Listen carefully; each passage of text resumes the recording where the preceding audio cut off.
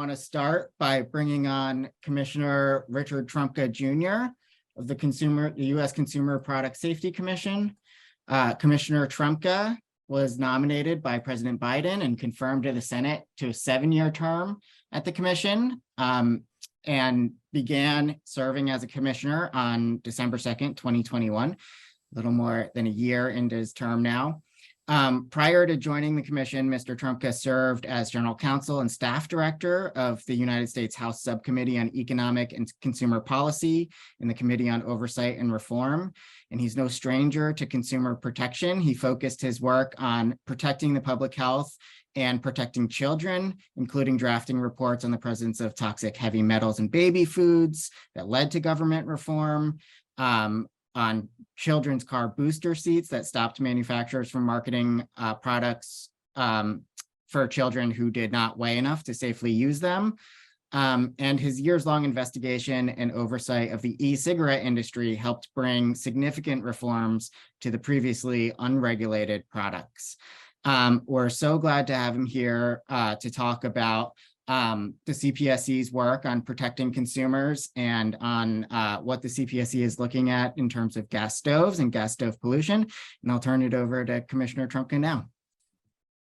Matt, thank you so much. And a big thank you to PIRG, not just for holding this event, but also for being such a powerful voice for consumers.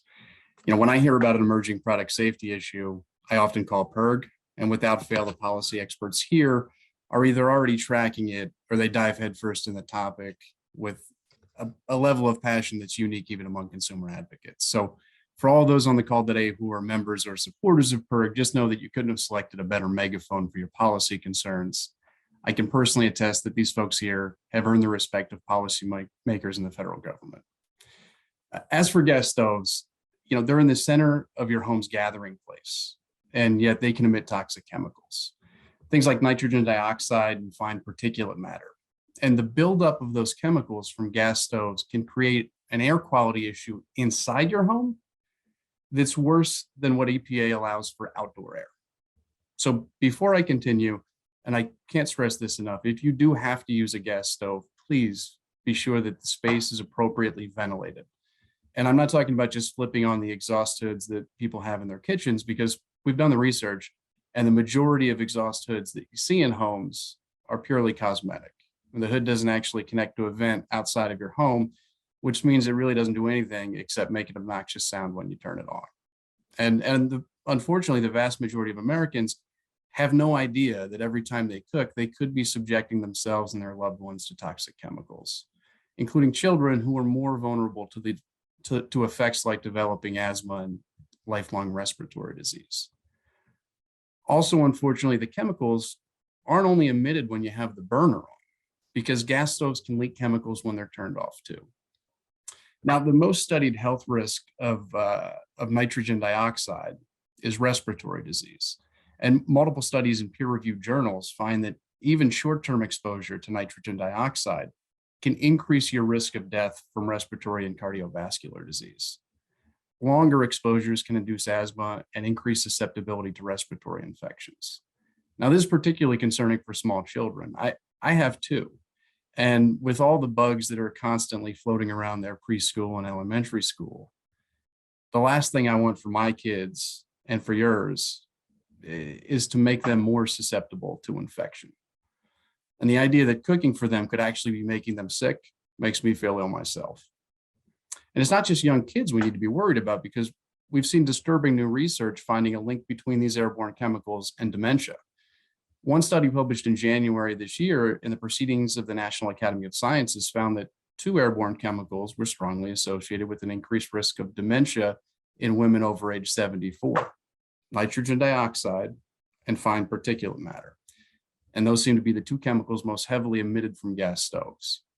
A second report in the Public Library of Science Medicine found that lowering levels of these pollutants delayed the rate of cognitive decline by 1.6 years. So at least that's encouraging. And it means that it's not too late to change to a different cooking setup, because that can mean years of life being stolen from older Americans and the people who love them. That's why I think we need to be talking about regulating gas stoves, whether that's drastically improving emissions or banning gas stoves entirely. And I think we ought to keep that possibility of a ban in mind as you follow along, because it's a powerful tool in our toolbox and it's a real possibility here, particularly because there seems to be readily available alternatives already on the market, as we'll see shortly in the cooking demonstration. So by March, the Consumer Product Safety Commission will issue a formal request for information from the public on the hazards associated with gas stoves. We'll be asking for proposed solutions. Now, the idea that a federal agency is crowdsourcing this information might sound odd, but it's actually a great thing because we have a shoestring budget. We are definitively the most chronically underfunded agency in the federal government. And one of the ways we work around this is by mining the public domain, and specifically the knowledge of consumer advocates like yourselves for the science and solutions that we need to support regulations. So please submit comments in response to that request for information. I'll link to it on my Twitter account as soon as the comment period's open, and I'll be asking my friends at PIRG to share that link as well. That's how we get this critical information in front of the agency as we consider solutions. Now, this public request for information is the first step in what could be a long journey towards regulating gas stoves, but I'm here to tell you that with enough public pressure, it doesn't have to be. We could get a regulation on the books before this time next year. It's absolutely possible. Just because the federal government isn't known for moving quickly doesn't mean that it can't happen. And my number one goal as a commissioner is to push our agency farther and faster than it's ever moved to protect consumers. And your voice can make all the difference here. So please, one, spread the word about this hidden hazard before you gather with family and friends for the holidays. And two, please keep a lookout for that, for our agency's public request for information. I hope you all have a wonderful holiday season, and I hope that you make sure that the space you gather in later this month with family and friends is safe from hidden hazards. Thanks so much.